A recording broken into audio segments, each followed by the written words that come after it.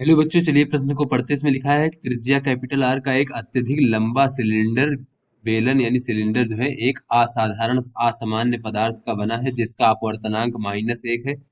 चित्र में बच्चों बेलन को दो तलों के रखा गया है बच्चों। तो ये हमारा पहला तल, ये दूसरे तल के बीच में इस प्रकार से रखा गया है जिनके अभिलंब जो है बच्चों वाई अक्ष के अनुदिश है। तो इन दोनों तल के जो अभिलंब है वो वाई अक्ष के अनुदिश है बच्चों।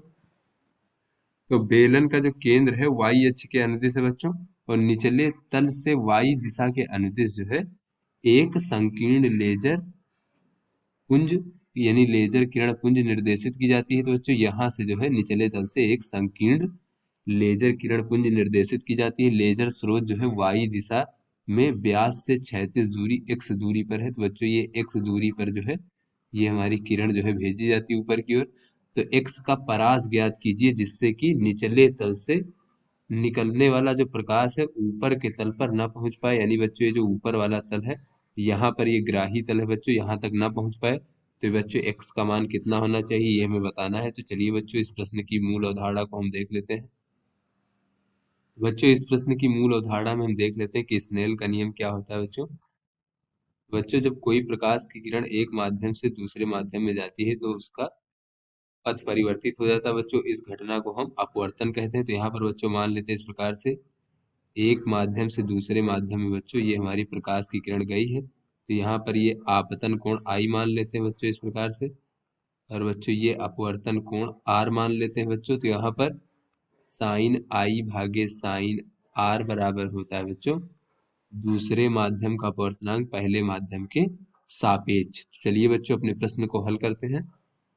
तो यहाँ पर बच्चों कहा जा रहा है कि जब इस प्रकार से ये लेजर की किरण पुंज इस प्रकार से बच्चों भेजी जाएगी तो बच्चों ये हमारा जो सिलेंडर है इसके पदार्थ का अपवर्तनांक -1 है। तो बच्चों यहाँ पर मान लीजिए ये थीटा आई कोण जैसा कि चित्र में प्रदर्शित किया गया है बच्चों, थीटा आई कोण पर जो है ये भेजी जा रही है बच्चों। तो साइन थीटा आई, और बच्चों ये जो हमारी अपवर्तन कोण है इसको हम साइन थीटा आर मान लेते हैं, बराबर बच्चों ये अपवर्तनांक हो जाएगा सिलेंडर का अपवर्तनांक बाहर वायु के सापेक्ष। तो बच्चों -1 हो जाएगा। तो यहाँ से अगर हम देखें तो साइन थीटा आई बराबर माइनस साइन थीटा आर।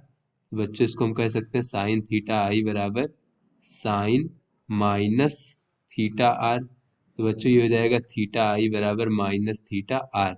अर्थात बच्चों थीटा आई और आर के परिमाण बराबर है, केवल दिशा अलग है बच्चों। तो यहाँ पर अगर हम देखें कि अगर हमारे थीटा आर ऋणात्मक है बच्चों तो हम जो हमारा अपवर्तन कोण है उसको हम इस दिशा में नापेंगे। तो यहाँ पे बच्चों ये जो हो जाएगा हमारा जिस अभिलंब के जिस ओर से आपतित किरण है उसी ओर जो है अपवर्तित हो जाएगी बच्चों। तो इसीलिए बच्चों ये हमारा अभिलंब था बच्चों। यहाँ पर ये बच्चों हमारा तल का अभिलंब था बच्चों इस प्रकार से। तो बच्चों अभिलंब के इस दिशा में बच्चों हमारी किरण आपतित हुई थी, तो इसी दिशा में इस प्रकार से अपवर्तित हो गई है, और ये कोण जो है बच्चों ये हमारा थीटा आर इस प्रकार से है। यहाँ से बच्चों इस प्रकार से जब जाएगी किरण तो यहाँ जाने के पश्चात बच्चों ये भी कोण इस प्रकार से बच्चों ये थीटा आर होगा इस प्रकार से। इस अभिलंब से बच्चों यहाँ पर ये अभिलंब है, और जब बच्चों बाहर निर्गत होगा बच्चों तो ये अभिलंब के इसी ओर निर्गत होगा, और कितने कोण से निर्गत होगा बच्चों थीटा आर के बराबर होगा बच्चों यहाँ पर इस प्रकार से। तो यहाँ पर बच्चों पूछा जा रहा है कि ये x का मान कितना होना चाहिए, इसका परास कितनी होनी चाहिए जिससे कि ये हमारी किरण जो है ये बाहर जा करके इस तल पर ना लगे। बच्चों ये कोण जो है हमारा इस प्रकार से ये भी बच्चों थीटा आई के बराबर होगा जिसका परिमाण जो है थीटा आर के बराबर होता है बच्चों। और यहाँ पर बच्चों देखें तो ये थीटा आर है, तो बच्चों ये कोण भी हमारा थीटा आर के बराबर होगा। तो इस प्रकार से बच्चों देखें तो ये बच्चों ये जो है हमारे आपतित किरण का बच्चों मार्ग था इस प्रकार से, और ये हमारा बच्चों बाहर निर्गमन वाले किरण का मार्ग बच्चों इस प्रकार से। बच्चों दोनों के बीच में जो हमारा विचलन है बच्चों, विचलन हमारा ये कोण है बच्चों विचलन कोण। तो विचलन कोण अगर हम देखें बच्चों तो इस बड़े वाले त्रिभुज में अगर हम देखें बच्चों तो ये जो बाहिर वाला कोण है बच्चों बाहर वाला ये अंदर वाले दोनों कोणों के योगफल के बच्चों बराबर होगा। तो दोनों ही कोण जो है बच्चों 2 थीटा आर के बराबर है। तो बच्चों ये हो जाएगा 2 थीटा आर धन 2 थीटा आर। तो बच्चों ये हमारा कुल विचलन जो है 4 थीटा आर हो जाएगा बच्चों इस प्रकार से। तो यहाँ पर लिख लेते हैं बच्चों कुल विचलन जो है ये 4 थीटा आर के बराबर है। तो बच्चों यहाँ पर ये कहा जा रहा है कि ये जो किरण है बच्चों ये ऊपर वाले तल पर नहीं टकराना चाहिए। तो एक्स का मान कितना हो, तो बच्चों मान लीजिए ये इस प्रकार से हमारी किरण जा रही थी, तो इसमें बच्चों कम से कम कितना विचलन हो कि ऊपर नहीं टक जाएगा बच्चों, तो कम से कम जो है इसमें ये बच्चों हमारे किरण का मार्ग था इस प्रकार से जाने का, तो बच्चों कम से कम इसके मार्ग में जो है ये 90 डिग्री यानी कि पाई/2 का विचलन होना चाहिए। और अधिक से अधिक बच्चों कितना विचलन हो सकता है, तो अधिक से अधिक बच्चों यहाँ पर देख लें अगर हम, तो इस प्रकार से बच्चों ये अगर हमारा 2 पाई/2 फिर 3 पाई/2, यानी बच्चों अगर 3 पाई/2 विचलन होगा तो हमारी किरण इस प्रकार से हो जाएगी बच्चों 3 पाई/2। अगर 3 पाई/2 से अधिक विचलन होता है तब फिर बच्चों ये हमारा जो है ऊपरी सतह पर जाकर के ऊपर वाले तल से टकरा जाएगा। यानी बच्चों कम से कम जो है यहाँ पर विचलन पाई/2 का अवश्य होना चाहिए और ज्यादा से ज्यादा 3 पाई/2 का विचलन होना चाहिए, नहीं तो बच्चों ये हमारा ऊपर वाला तल से टकरा जाएगा। तो यहाँ पर लिख लेते हैं ऊपरी तल तक ना पहुंचे, इसके लिए जो है बच्चों हमारा जो विचलन है वो पाई/2 से 3 पाई/2 के बीच में होना चाहिए।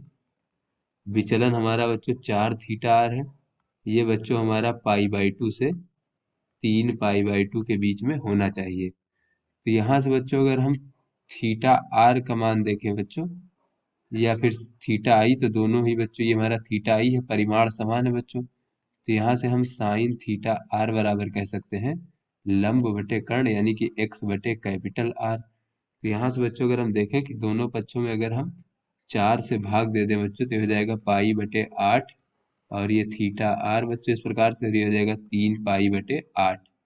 बच्चों दोनों पक्षों का अगर हम साइन ले लें बच्चों या फिर साइन इनवर्स ले लें बच्चों, तो यहाँ पर देख सकते हैं कि थीटा आर का मान कितना होगा बच्चों।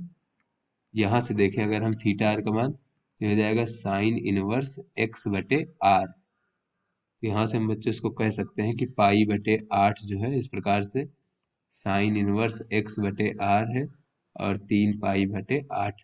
अब चूंकि बच्चों ये जो x का मान जो है ये बहुत छोटा है, तो x बटे आर का मान भी बहुत छोटा होगा, मान बहुत कम है, तो ऐसे में बच्चों हम कह सकते हैं कि साइन इनवर्स एक्स बटे आर जो होगा ये एक्स बटे आर के बराबर होगा। तो बच्चों ये पाई/8 इस प्रकार से इसको हम एक्स बटे आर के बराबर लिख सकते हैं पाई/8 3 पाई/8।